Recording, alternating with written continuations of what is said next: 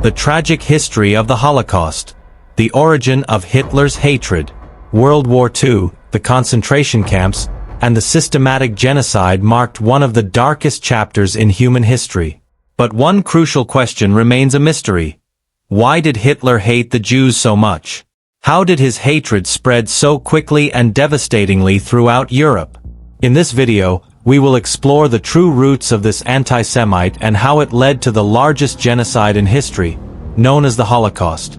Stay until the end because, as we will see, Hitler's plan had a consequence he never imagined, and that changed the course of history. If you are a history lover, subscribe now so you don't miss the most fascinating updates from around the world. The roots of Hitler. Adolf Hitler was born on April 20, 1889, in Braunau am Inn, a small Austrian town near the German border. From childhood, Hitler's life was marked by an unstable and conflict-filled family environment. His father, Alois Hitler, was a rigid and authoritarian man who imposed strict discipline, while his mother, Clara, was affectionate and protective, trying to mitigate her husband's harsh rules. Hitler's relationship with his father was problematic, especially because Alois wanted his son to pursue a bureaucratic career, while Hitler dreamed of an artistic path. Alois's death in 1903 represented a relief for Hitler, giving him more freedom to pursue his interests. During his adolescence, Hitler developed an interest in history and the arts, although his academic performance began to decline over time. Vienna and the influence of anti-Semitism. In 1907, Hitler moved to Vienna hoping to enter the Academy of Fine Arts, but he was rejected twice. Frustrated and without prospects, Hitler began to live precariously, selling watercolors and absorbing extremist ideological influences. Vienna was a cosmopolitan city with great ethnic and cultural diversity, and the growing presence of the Jewish community, along with social and political tensions, fueled anti-Semitism in the city. Hitler was influenced by figures such as Karl Lueger, the mayor of Vienna, who used anti-Semitic rhetoric to gain popular support. In addition, several writers and theorists promoted racist and ultranationalist ideas that shaped Hitler's vision, who began to associate Jews with economic and social problems, building the narrative that they were responsible for the decline of Germanic society. World War I and the stab-in-the-back theory. World War I was a key event in Hitler's life. Enlisted in the German army in 1914, Hitler fought on the Western Front and was decorated for his bravery. However, Germany's defeat in 1918 was a devastating blow for him and many other soldiers. The stab-in-the-back theory gained strength, alleging that Germany had not lost militarily, but had been betrayed by Jews, communists, and other internal enemies. This myth strengthened Hitler's hatred of the Jews and reaffirmed his belief that Germany needed national regeneration. After the signing of the Treaty of Versailles in 1919, which imposed harsh sanctions on Germany, Hitler intensified his resentment and sought a political movement to restore the country's greatness. The founding of the Nazi Party and the spread of anti-Semitism.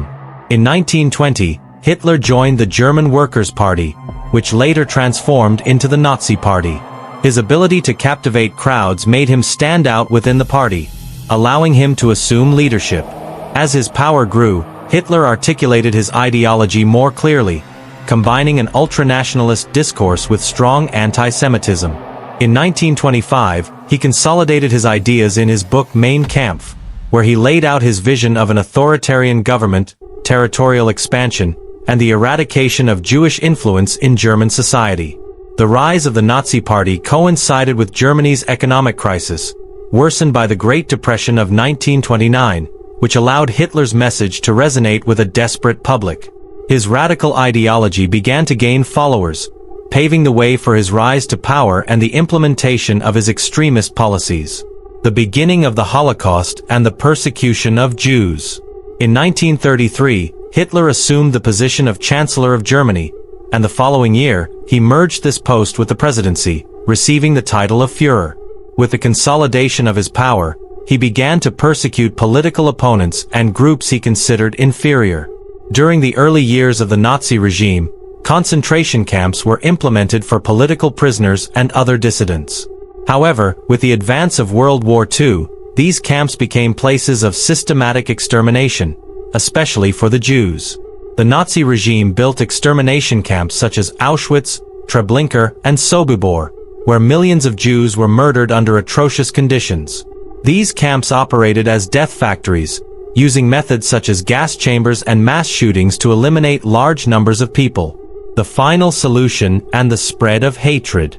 The final solution, implemented in 1941, was the Nazi plan for the extermination of the Jews.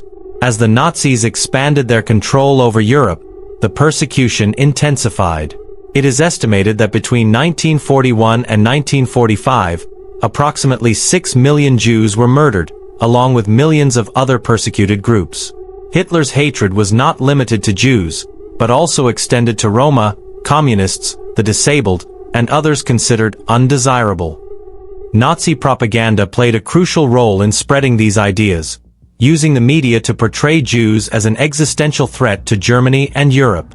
The unimaginable consequence. Despite the magnitude of the genocide and the devastating impact it had on humanity, Hitler's plan to exterminate the Jews resulted in a consequence he never imagined: the creation of the State of Israel in 1948.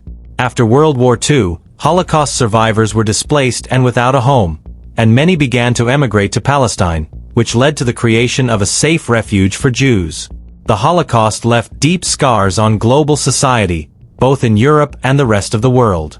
Its legacy remains alive in the collective memory, reminding us of the extreme consequences of hatred and intolerance. Today, the lessons of the Holocaust call us to fight against anti-Semitism and all forms of discrimination, so that such a tragedy is never repeated. The atrocities committed, but also as a lesson about the price of justice when the line of vengeance is crossed. Don't forget to subscribe and comment on what topic you'd like us to explore in upcoming videos.